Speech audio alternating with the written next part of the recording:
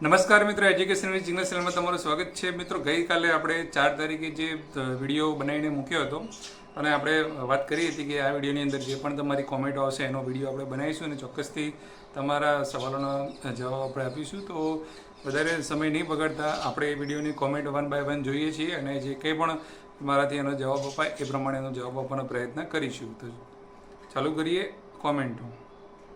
તો સૌથી પહેલાં પૂનમ ચૌધરી કરીને કોમેન્ટ આવેલી છે, TAT HS English cut off down થશે.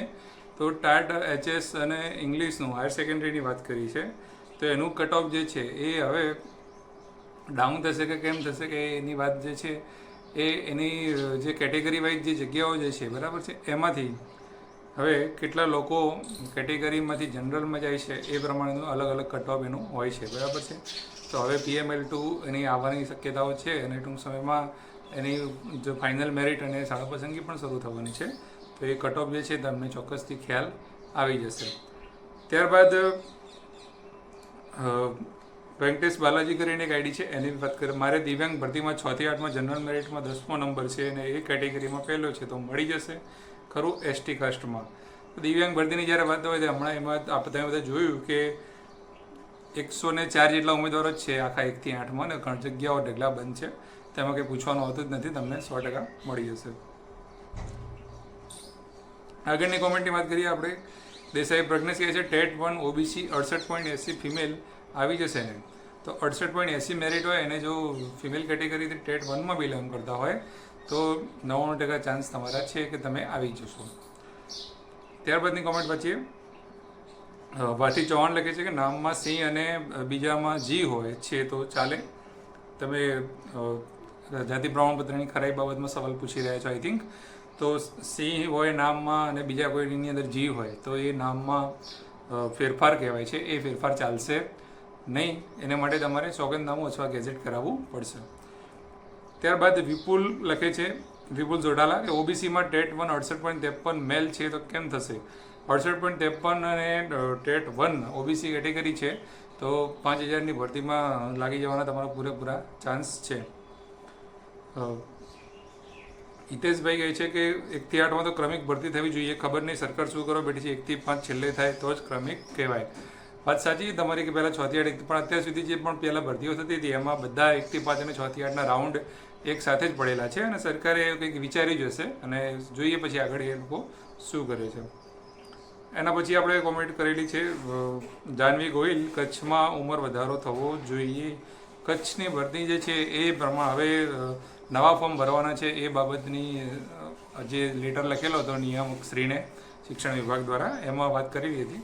તો ઉંમર વધારો જે પ્રશ્ન જે રહ્યો એ વ્યાજબી છે ખરેખર તો, કારણ કે ઘણા બધા લોકોની ઉંમર વટી જશે ત્યાં સુધીમાં.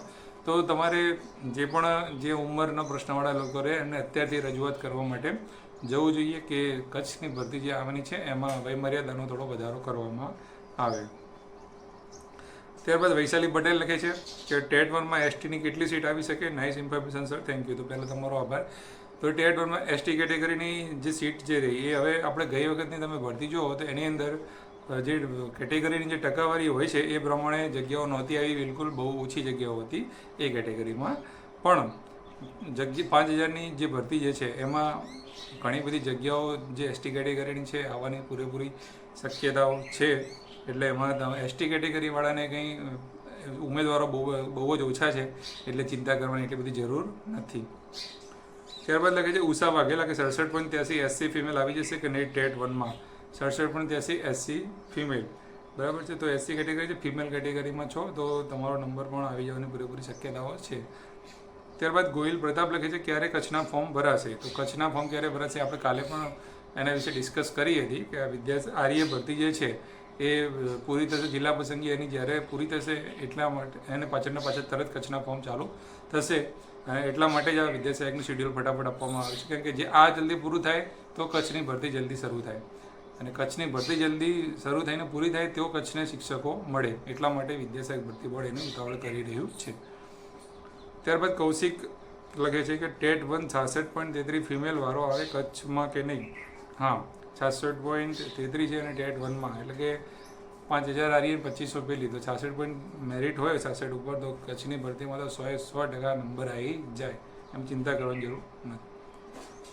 ધરતી ચાવડા લખે છે કે ટેટ 1 SCBC મહિલા ઉમેદવાર 66.82 મેરિટ 5000 વાળી ભરતીમાં નંબર આવશે ખરા? તો 66.82 મેરિટ છે, 5000 વાળી ભરતીમાં નંબર આવશે કે કેમ એ નક્કી ના કહી શકાય, કેમ કે ડાયરેક્ટ હવે 1 થી 5ની જિલ્લા પસંદગી થવાની છે, તો એ થોડું મેરિટ આઈ થિંક કદાચ થોડું હાઈ રહી શકે છે. ત્યારબાદ પંકેશ લખે છે કે ફાધરનું ડુપ્લિકેટ એલસી હોય તો શું કરવાનું? તો આગળ આપણે ઘણી બધી વાર વાત કરેલી જ છે. ડુપ્લિકેટ એલસી હોય તો જે પણ શાળામાં ભણ્યા હોય એ શાળામાં જઈ અને જે વેબસાઇટ ઉપર વયપત્રકનો નમૂનો આપેલો છે એ નમૂનો તમારે રજૂ કરવાનો છે, અને એ નમૂનો ભરી અને જ્યારે પણ આપણે જિલ્લા પસંદગી વખતે તો તમારો નંબર આવે છે, વારો આવે છે, તો એ નમૂનો સાથે રાખવાનો છે, બીજા ડોક્યુમેન્ટ પણ સાથે રાખવાના છે અને ત્યાં જવાનું છે. ત્યારબાદ આગળની કોમેન્ટ આપણે જોઈએ કે ચેતન પટેલ લખે છે ટેટ 1 OBC ફિમેલ 65.89 કચ્છમાં વારો આવશે? હા, આવી જશે. મેરિટમાં ઘણા બધા લોકોએ સવાલ પૂછેલા છે. બીજા આપણે જોઈએ. કોમલબેન લખે છે સર તમારા વિડીયોમાં સરસ માહિતી આપો છો, થેન્ક યુ. વિજય રાજપૂત લખે છે કચ્છની ભરતી ક્યારે આવશે? એની અગાઉ આપણે વાત કરી લીધી. ત્યારબાદની કોમેન્ટ જોઈએ. અનુપ પટેલ લખે છે 11-12નું સ્કૂલ સિલેક્શન ક્યારે આવશે? તો 11-12ની હાલ પ્રોસેસ થઈ જ રહી છે, એના બાબતમાં આજે મિટિંગ પણ છે, એનો નિર્ણય લેવાશે. PML2 ને મિટિંગ બધું આવી જશે. તારા સિંહ લખે છે કે તમારા વિડીયો પ્રેરણાદાયક છે સાહેબ, જેનાથી ઘણા બધા મન હળવું થાય છે અને આ સત્ય જ છે. તો થેન્ક યુ સરસ મજાની કોમેન્ટ કરવા માટે. ત્યારબાદ કિરણ પટેલ લખે છે 1 થી 5માં જગ્યા વધે તો ટેટ 2 પાસ PTC વાળાને લેવામાં આવે એવું કંઈક કરો છો? એ મારા હાથમાં નથી અને એ થઈ પણ ના શકે, કેમ કે એના નિયમો જે છે ભરતીના પહેલેથી ઘડાઈ ગયેલા હોય છે.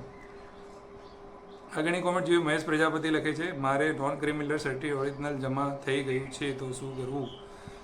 ઓરિજિનલ જમા થઈ ગયું છે, ક્યાં જમા થઈ ગયું છે? બરાબર, અને જ્યાં પણ તમે કઢાવ્યું હોય ત્યાં ફરીથી તમે ડુપ્લિકેટ સર્ટિફિકેટ કઢાવી શકો છો.